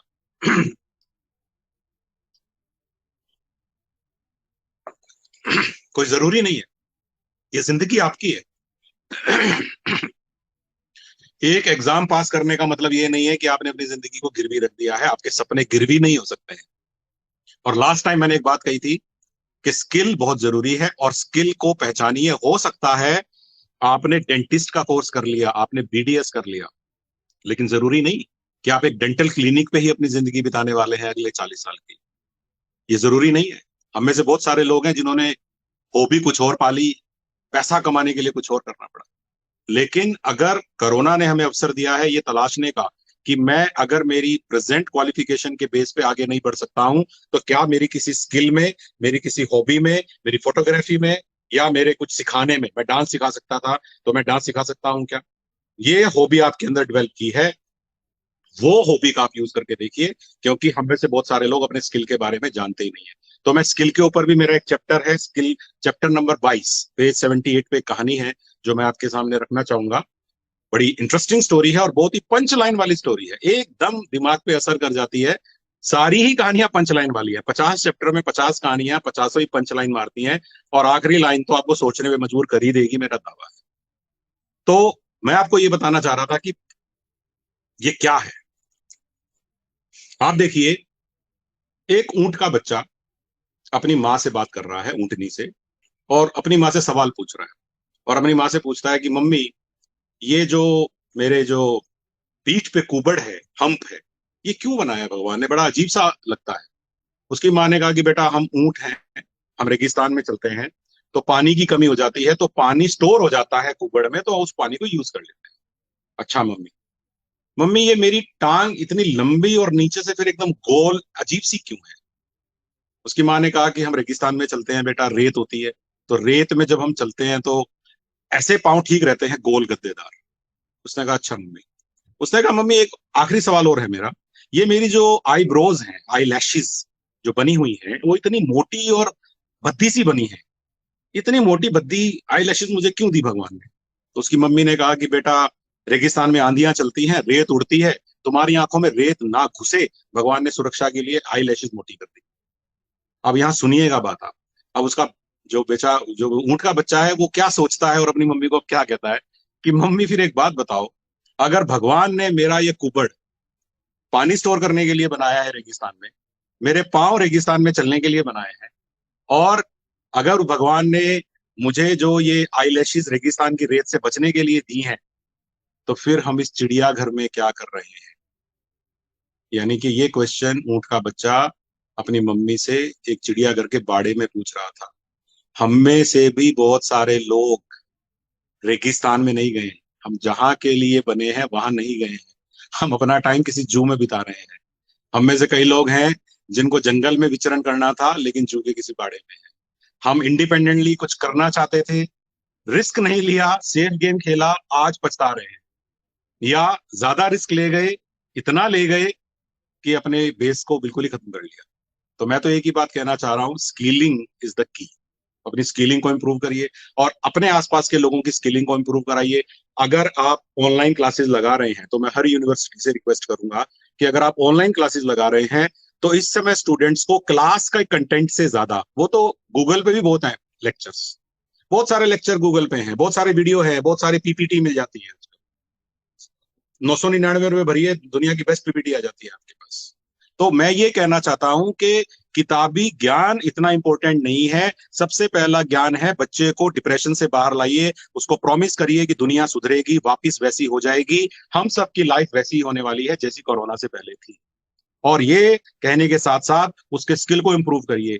कंप्यूटर्स की नॉलेज होना जरूरी है, चाहे आप बीटेक नहीं कर रहे हैं, चाहे आपका कोई लेना देना नहीं है कंप्यूटर से, लेकिन कंप्यूटर स्किल सीखने से आप अपनी जिंदगी में अपनी डेली लाइफ को भी इंप्रूव करते हैं। केवल ऑफिशियल काम अच्छे से करना ये तो ठीक है, लेकिन आपकी अपनी पर्सनल लाइफ में भी कंप्यूटर अच्छा सीखने से फर्क पड़ता है कि नहीं पड़ता है?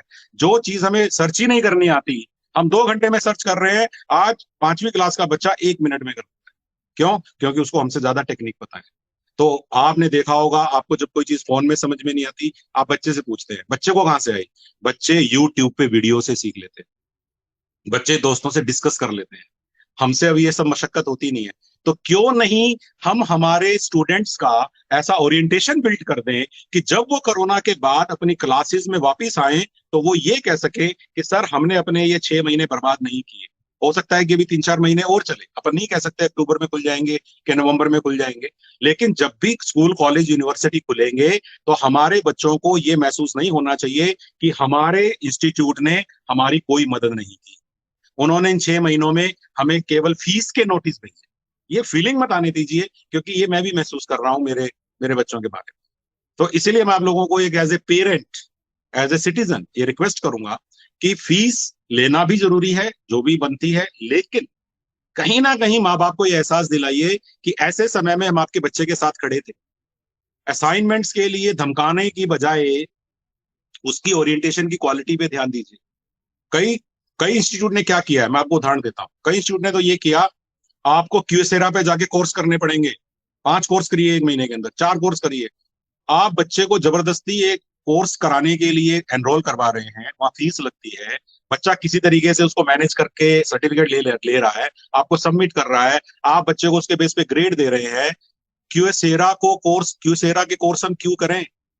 आप कोर्स क्यों नहीं डिजाइन करते? जब आप इतनी बड़ी यूनिवर्सिटी हो, इतने सारे कंप्यूटर लैब आपने लगा रखी थी, इतनी सारी फैकल्टी आपके पास थी, वो वर्क फ्रॉम होम कर रही थी, तो उन्होंने क्यों नहीं क्यूरिकुलम डिजाइन कर दिया? क्यों नहीं किया? आप उस जैसा नहीं बना सकते थे तो क्या फर्क पड़ता है? आप प्रैक्टिकली बनाते, आप बच्चों की लैंग्वेज में बनाते, उसका तो लैंग्वेज ही अलग होता है।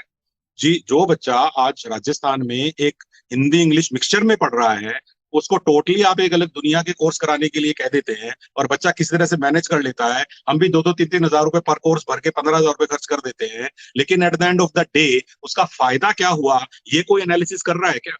और लोग डींग हाँक रहे हैं कि हमने तो हमारे बच्चों को किस तरह पे जाके कोर्स करने के लिए मजबूर किया। मजबूर करना कब से अचीवमेंट हो गया? तो मैं आप लोगों को ये कहना चाहता हूं कि आपकी फैकल्टी के अंदर बहुत दम है, आपने बहुत सारी प्रेजेंटेशन बनाई होती है, क्यों नहीं उन प्रेजेंटेशंस को एक सीरीज में पिरो दिया जाए और सिलेबस को इस तरह से कर दिया जाए कि आप लगातार बच्चों को कुछ ना कुछ पर डे भेज सकते हैं, आप कुछ ना कुछ एक्सरसाइज क्रिएट कर सकते हैं, आप ऑनलाइन टेस्ट ले सकते हैं बच्चों के। तो मेरी आपको ये राय है कि आपकी फैकल्टी को अगर आप एक एक चैप्टर दे देते, हर रोज एक एक चैप्टर करने के लिए दे देते, तो आज 6 महीने में बहुत सारी यूनिवर्सिटी ने ऐसा किया है, कईयों ने किया भी है, मैं जानता हूं कई लोगों को पर्सनली। तो मैं, अगर आप ऐसा कर रहे हैं तो मेरी तरफ से आपको एडवांस में मैं बधाई देता हूं। और नहीं तो मैं एक आइडिया आप लोगों को ये देना चाह रहा हूं कि अपनी फैकल्टी का इस्तेमाल करके आप अपने सिलेबस को ऑनलाइन कर लीजिए। मैं जब मेडिकल एंड हेल्थ में था, मैंने नर्सिंग के सारे सिलेबस को एक पेन ड्राइव पे ला दिया था। पूरा नर्सिंग का सिलेबस मैं एक पेन ड्राइव पे लेके आ गया था कि अगर ये नर्सिंग के स्टूडेंट को आप दे दो तो वो अपने घर बैठ के भी जो जो थ्योरेटिकल पार्ट है वो अपने घर बैठ के भी पढ़ सकता है। आजकल हर बच्चे को पेन ड्राइव का पता है, हर बच्चे को इन चीजों का पता है, सबके पास लैपटॉप है, फोन है, ये चीजें करी जा सकती हैं। लर्निंग छूटनी नहीं चाहिए, लर्निंग का तरीका बदला है। और मैं फिर ये कहूंगा कि बच्चों को बार बार एक बात मैं जरूर कहा करता था, और आपको भी कहूंगा ये बात, कि बच्चों को ये जरूर बताइए कि हमारे सपने केवल पोस्टपोन हुए हैं, टूटे नहीं है। और ये पोस्टपोनमेंट हम सबके साथ भी हुई है, हम भी कुछ और करने वाले थे, कुछ बड़ा करने वाले थे, कुछ अलग करने वाले थे। ये पोस्टपोनमेंट है, और पोस्टपोनमेंट के समय में आपने देखा है कई बार हम मीटिंग पोस्टपोन करते हैं, तो जो असली मीटिंग बाद में होती है वो बड़ी शानदार होती है। क्यों? क्योंकि पोस्टपोनमेंट पीरियड में हम कई एजेंडा पे और अच्छी तैयारी कर लेते हैं, और उसकी वजह से हमारी मीटिंग पहले से भी ज्यादा सक्सेस होती है। हमें कोरोना को भी यही समझाना है, हमें कोरोना को भी यही मैसेज देना है कि मिस्टर कोरोना, आपने हमें कुछ दिनों के लिए अपने डेस्क पे सिमटा दिया, घर के कमरे में सिमटा दिया, लेकिन हमने हमारी स्किल को, हमने हमारे टैलेंट को स्लैब पे नहीं चढ़ा दिया, घर में स्टोर में बंद नहीं कर दिया था। हम उसको लगातार होन कर रहे थे, हम हमारे स्किल्स की होनिंग कर रहे थे, उसको इंप्रूव कर रहे थे। और ये सोच अगर हम रखेंगे तो दुनिया, विश्वास मानिए, बहुत अच्छी हो जाएगी, बहुत बढ़िया तरीके से हो जाएगी। और मैं एक लास्ट में एक बात और कहना चाहूंगा कि इस समय में अगर किसी आदमी को ऐसा फील हो रहा है कि वो उतना प्रोडक्टिव नहीं है जितना वो पहले हुआ करता था, तो मैं अपने एग्जाम्पल से आपको बता दूं कि ऐसा होना बड़ा स्वाभाविक है। मुझे तो लोगों ने कहा कि सर, आपने तो बहुत सारा काम कर लिया, आपने तो किताब भी लिख दी, आपने मजदूरों को भी ले आए। अरे मैंने कहा, ये अपॉर्चुनिटी तो हम सबके पास है। किसको किताब लिखने से रोका हुआ था? बताना यार, मैंने कौन सा लाइसेंस लिया है भारत सरकार से किताब लिखने का? आप सबने भी दुनिया भर की कहानी किताबें सुनी हुई हैं। बचपन में मामा के घर जाते थे, उसकी लिख देते, नानी के हाथ का बना हुआ मक्खन और अचार खाते थे, उसकी कहानी लिख देते। लिखी क्या? हिम्मत करी क्या? टाइप किया क्या? सीखा क्या? और टाइप भी आजकल तो हिंदी की टाइप तो बोल के हो जाती है। मैं तो बोल के किताब टाइप की है पूरी की। मैंने ये पूरी की पूरी जो किताब है ये बोल के टाइप की है। 10% मेरे को किसी से बिठा के एडिटिंग करानी पड़ी है, बोल के टाइप की है docs.google पे। ये मैं आपको उदाहरण दे दूं सीधा सीधा। तो अगर कोई ये कहता है कि मुझे हिंदी टाइपिंग नहीं आती, मैंने इसलिए टाइप नहीं करी, तो बहाना है, बिल्कुल बहाना है। आज आप तो इसके सामने बैठ जाइए, ये सब चीजें उपलब्ध कराता है। तो प्रोडक्टिविटी तो हम सबकी थोड़ी थोड़ी अफेक्ट हुई है, और इस समय में हर आदमी यही कहता है कि 1 घंटे काम करके 5-10 मिनट का आराम करिए, 2-3 घंटे काम करके आधे घंटे का रेस्ट कर लीजिए, कोई दिक्कत नहीं है। 1 घंटा ज्यादा बैठ जाइए ऑफिस में, लेकिन बीच में थोड़ा थोड़ा रेस्ट कर लीजिए, ये एक ठीक है। मैंने देखा इसको महसूस करके कि इससे प्रोडक्टिविटी इंप्रूव हो रही है। अगर आप पहले लंच में ब्रेक नहीं करते थे, मैंने भी पहली बार लंच पे ब्रेक लेना शुरू किया, उससे मुझे भी लगा कि मुझे फायदा है। तो मैं आप लोगों को भी यही रिक्वेस्ट करूंगा कि अगर आपकी प्रोडक्टिविटी हल्की फुल्की अफेक्ट हुई है तो उसकी वजह से डिप्रेस होने की बिल्कुल भी जरूरत नहीं है, क्योंकि प्रोडक्टिविटी हम सबकी अफेक्ट हुई है। और ये प्रोडक्टिविटी जब आप थोड़ा ब्रेक कर लेते हैं तो बाद में ओवर प्रोडक्टिविटी के थ्रू आप इसको कंपनसेट कर लेंगे, तो थोड़ी अंडर प्रोडक्टिविटी कंपनसेट हो जाएगी। कोई दुनिया भाग नहीं रही है कहीं पे। लेकिन अगर आपने ज्यादा टेंशन ले ली, ज्यादा स्ट्रेच कर लिया, तो 5 दिन अगर बिस्तर पे लग गए तो सारी प्रोडक्टिविटी सेट हो जाएगी आपकी।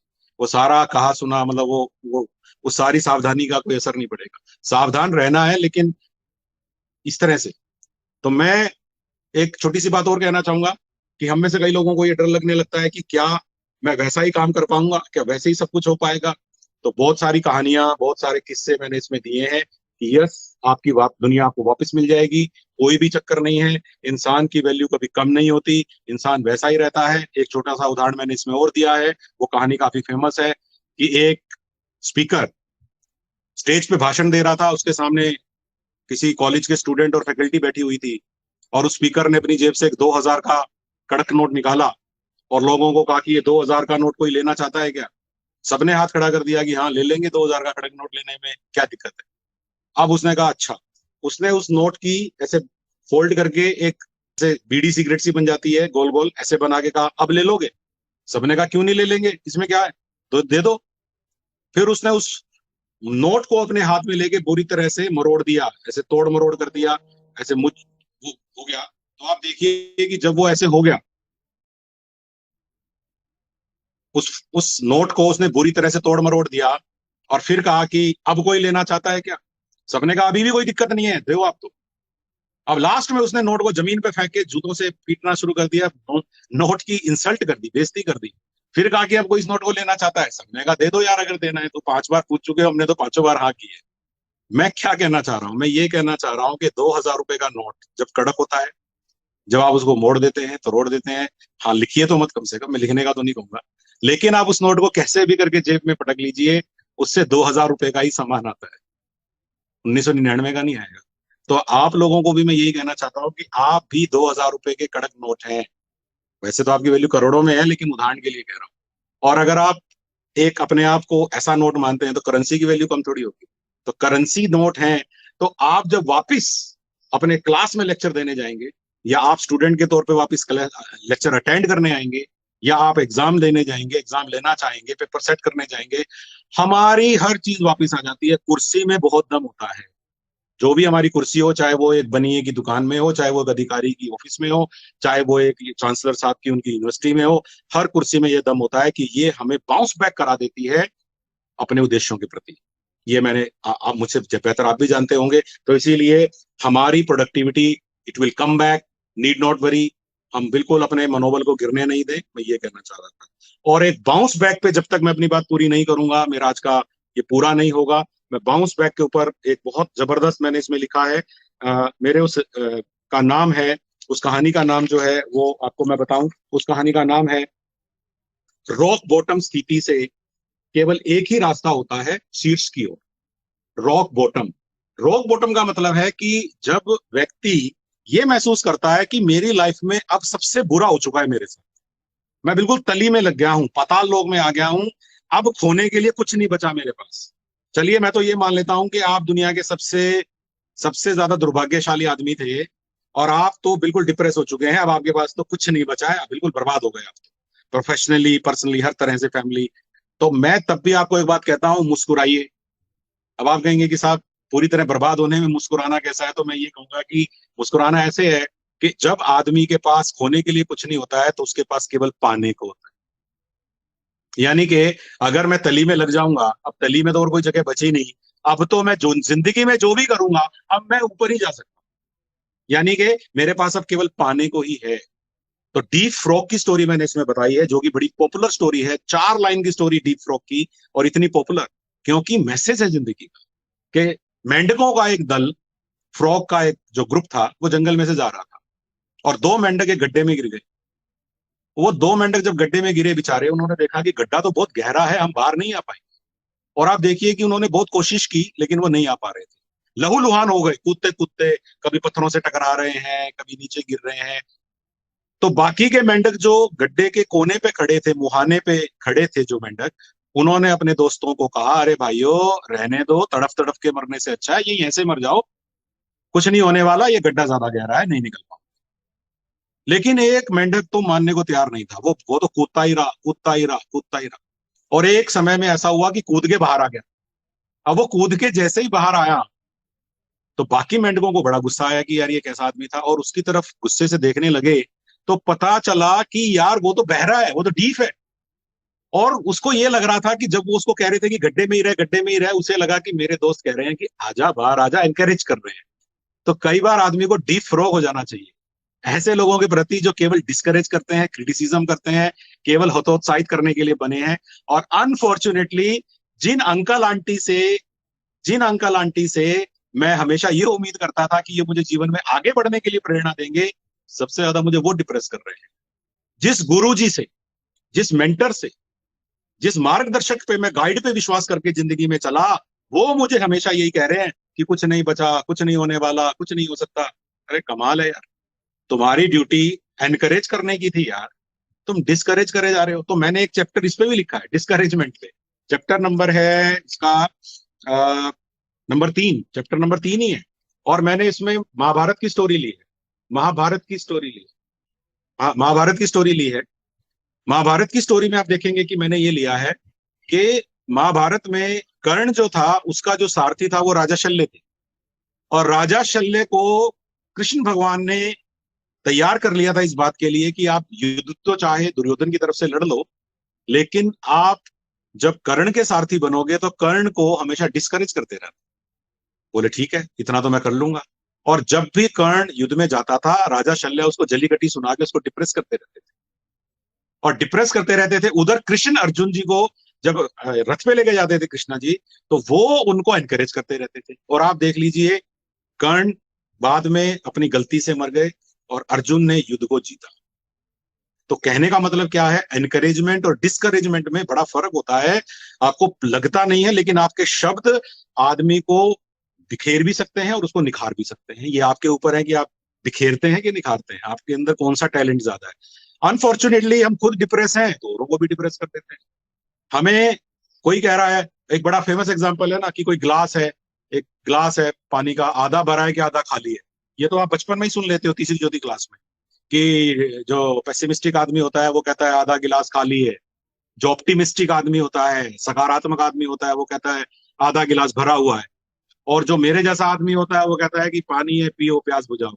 फालतू की बातों में मत पड़ो, क्योंकि इररिलेवेंट है। अगर प्यास लगी है, पानी पियो ना यार, जितना पानी उतना तो पियो। तो पानी के ऊपर भी स्टोरी है, पानी के थ्रू एक कितना बढ़िया इसमें एक स्टोरी, मैं उसका चैप्टर नंबर अभी आपको बताऊं तो काफी अच्छे तरीके से उस बात को कहा है।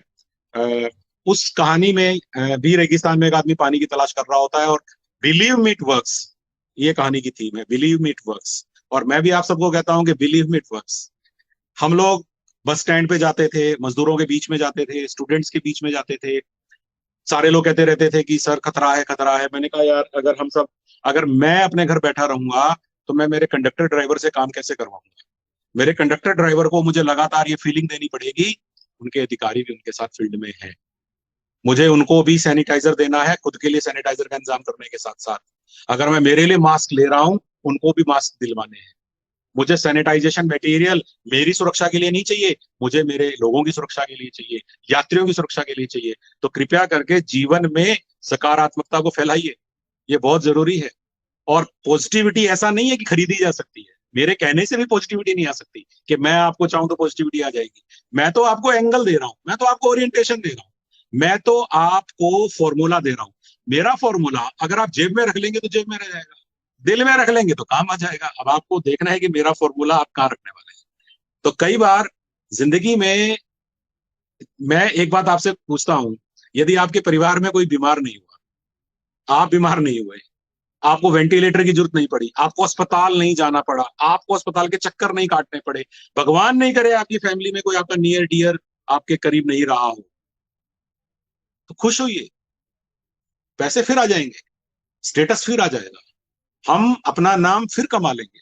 और कई बार इस तरह के क्राइसिस, इस तरह के डिजास्टर आने वाले समय के लिए प्रोडक्टिव भी प्रूव हो जाते हैं। कई बार ऐसे काम हम इन समय में कर जाते हैं जो नॉर्मल समय में हमें कोई करने ही नहीं देता। मैं रोडवेज में कई प्रकार के रिफॉर्म करना चाहता था, लेकिन वो रिफॉर्म नॉर्मल सर्कमस्टेंसेस में मैं नहीं कर सकता था, लेकिन कोरोना ने मुझे वो सारी गलियां दे दी जिसकी वजह से मैं वो सारे रिफॉर्म कर पाया। और ये रिफॉर्म मेरे को आने वाले 1 साल तक रोडवेज को चलाने में मदद करेगा। तो कई बार जो बुरा हमें बहुत बुरा दिख रहा होता है, अंत में कई बार वो इतना बुरा नहीं रहता।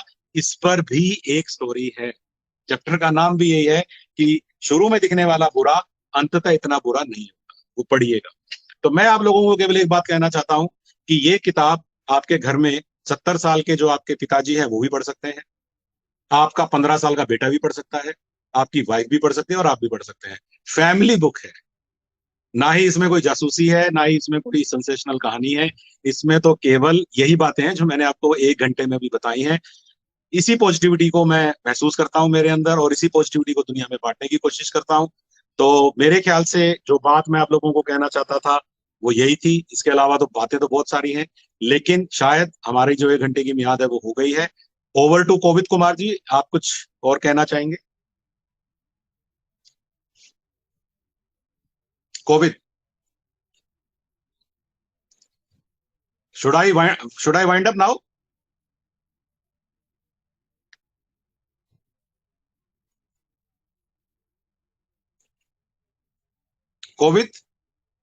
Kovind Kumar ji, doctor Kovid, can you hear me? आपका जी सर, सुन पा रहा हूं सर मैं आपको सर।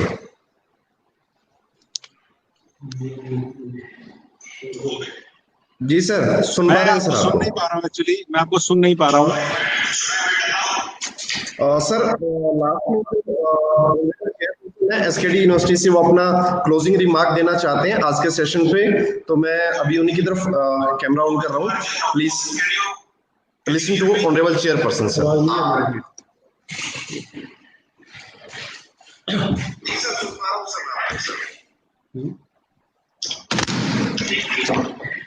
आप सभी को नमस्कार।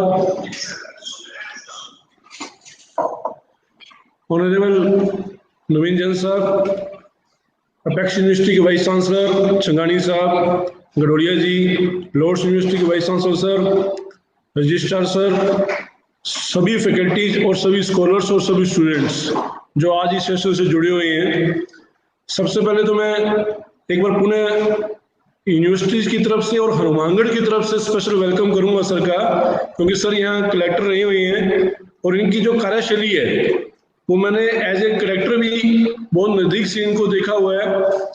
फिर हेल्थ में जब ये थे तब इनका काफी बार हनुमानगढ़ आना हुआ, तभी काफी बार चर्चा हुई, तो वहां भी इनकी जो वर्किंग थी वो भी देखी। और अभी थोड़े दिन पहले जब सीमा संदेश में इनका मैंने आर्टिकल पढ़ा वैक्सीन 50 के बारे में, और हमारे यहाँ गोपाल जी जहाँ वरिष्ठ पत्रकार हैं उन्होंने जब बताया इस बुक के बारे में, तब मैंने वो बुक भी मंगवाई, उसको पढ़ा और सर से निवेदन किया इस आज का जो 1 घंटे का जो सेशन है उसके बारे में। इस बुक को मैं अभी 2 या 3 दिन पहले पढ़ रहा था। ये जो बुक है, ये बुक सिर्फ एक बुक नहीं है, ये एक तरह से मैसेज है हमारी सोसाइटी को कि समाज में कैसे एक दूसरे का सहयोग करके, कैसे हम साथ चलकर दुख में जो हमें एक दूसरे का दुख कैसे बांटना है, कैसे एक दूसरे को मोटिवेट करना है, और कैसे इस दुख की घड़ी में या इस संकट में, इस कोरोना के जो महाकाल में अपने आप को, अपना अस्तित्व बचाए रखकर आगे बढ़ना है। इस बुक का चैप्टर नंबर 15 जब मैंने पढ़ा तो उसमें जो पेशेंस पे है, धैर्य पे, ये समय है धैर्य पे। आज का जो समय है ये वो नहीं है कि खरगोश और कछुआ जो है अपनी अपनी जो दौड़ करें। आज का समय ऐसा है कि कुछ समय खरगोश जो है अपनी पीठ पर कछुए को बिठाए, और कुछ समय जो कछुआ है थोड़े समय के लिए जो है वो अपने खरगोश को बिठाए, यानी कि मिलजुल के समय को हमें निकालना है। तो ये जो बुक है एक तरह से सपोर्ट है हमारी सोसाइटी को, एक मोरल सपोर्ट है जिसकी बहुत ही जरूरत थी।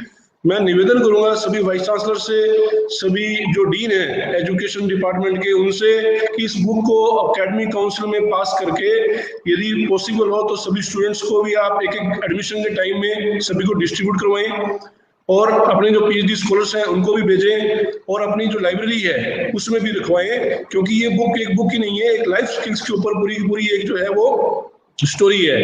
इस बुक के अंदर सबसे अच्छी बात मुझे अच्छी लगी कि सभी चैप्टर्स के अंदर स्टोरीज है, और बहुत ही सहज भाव से और बहुत ही सुलभ तरीके से जो है इस सारी जो बातें सर कहना चाह रहे थे उनको उन्होंने समझाने की कोशिश की है। तो ये जो बुक है वो आम आदमी के लिए, छोटे बच्चे से लेकर बुजुर्ग तक के लिए, सभी के लिए जो है वो बुक जो है वो प्रासंगिक है। तो मैं एक बार स्पेशल थैंक्स करूंगा जैन साहब का, सभी वाइस चांसलर साहब का। एक छोटा सा प्रयास किया हमने भी यूनिवर्सिटी खोलकर हनुमानगढ़ जैसे छोटे से कस्बे में, सभी का सामूहिक प्रयास है, सभी का सपोर्ट है, आपका आशीर्वाद जब भी आप हनुमानगढ़ आए आपका वेलकम है सर। Thank you.